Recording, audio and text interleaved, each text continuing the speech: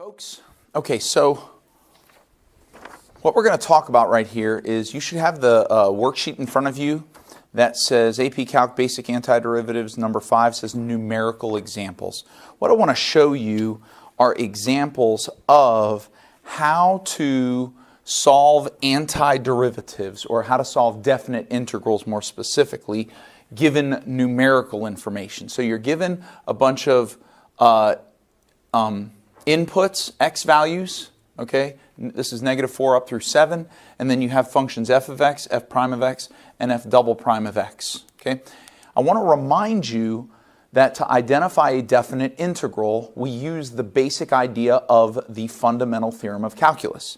The fundamental theorem of calculus says that if, okay, so if capital F of x is the antiderivative of f of x, okay, then if you want to know the definite integral of f of x from a to b with respect to x, then the way you're going to find the definite integral very simply is you're going to find the antiderivative of f of x, which in this case is capital F of x.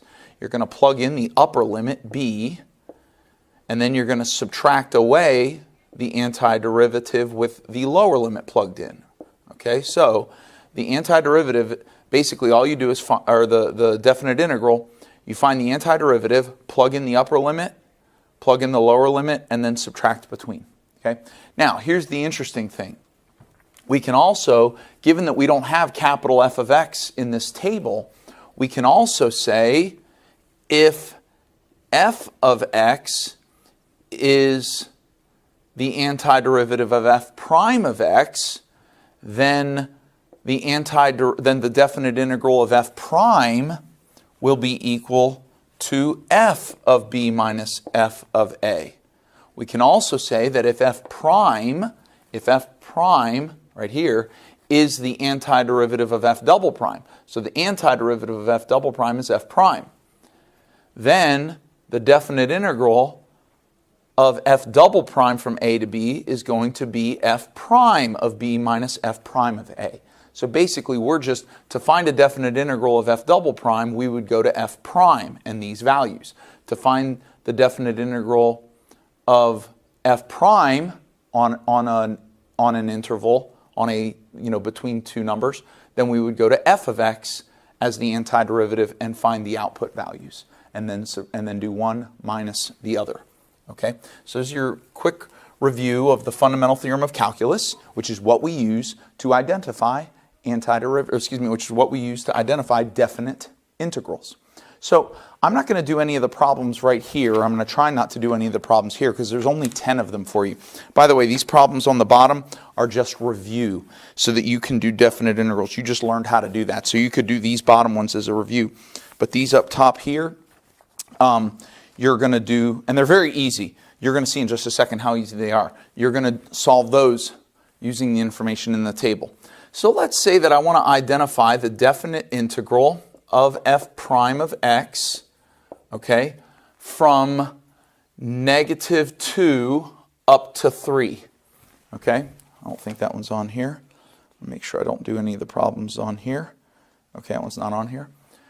So basically all I need here to solve this is I need the antiderivative of f prime, which is f, and I need to plug in the upper limit, 3, minus f, plug in the lower limit, -2, and then grab these numbers from the table. So f of 3, f of x at 3 is -4.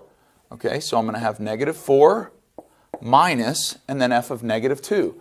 f of -2 is 21, and -4 minus 21 is -25, and that is the definite integral of f prime of x from -2 to 3. Ta-da! That's it. Let's do another one.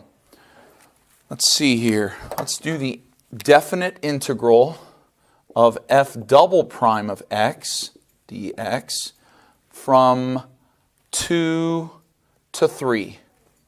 Okay? Well, we need the antiderivative of f double prime, and the antiderivative of f double prime is f prime. Okay? And then we're going to plug in the upper limit first, 3 minus the lower limit, 2. So f prime of 2. Well, f prime of 3 is negative 13. So negative 13 minus f prime of 2 is negative 11. Negative 11. And so negative 13 minus negative 11. Well, minus negative 11, that's plus, right? Plus 11. So negative 13 plus 11 is negative 2, and that's our definite integral. Okay? See if there's anything else you should know on here. See if I threw, oh yeah, I did. I threw you a couple loops there. Let's do a couple more examples, and I think you should be pretty good at that point to do this worksheet and to understand how to do a definite integral when you're given numerical information. I want you to note that in this particular case, all you're doing is interpreting. You're just grabbing numbers out of here. You're not actually, analytically doing an antiderivative. You're just understanding the fundamental theorem, which is grab numbers from the antiderivative and subtract them. That's all we're doing. So let's say that I had something like this. What if I had the definite integral of f prime of x from 6 to 2 dx, okay? And I know what you're thinking. You're thinking, yeah, but Mr. Ryan, the 2 is smaller than the 6. That's true. What we're doing here is we're integrating backwards. We're starting at 6 and going backwards to 2, which we can do. And all we're going to do here is the antiderivative of f prime is f. So we're going to plug in the upper limit, which is 2. We're going to take whatever number is up here. That goes first every time. Then put a minus. Then f of, take the number at the bottom, 6 equals. Well, f of 2 is 8. Minus f of 6, which is negative 12. And 8 minus negative 12 is 20. So the definite integral of this is 20.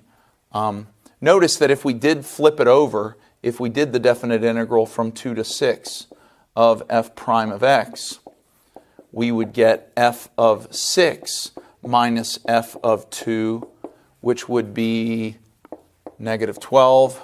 The f of 6 would go first, minus 8, which would be negative 20. And now note, it's the same answer, only it's negative. And that's what happens when you switch the upper and lower limits, is all it does. You get the same answer, it just changes the sign of the answer. Okay? All right, so we got that one.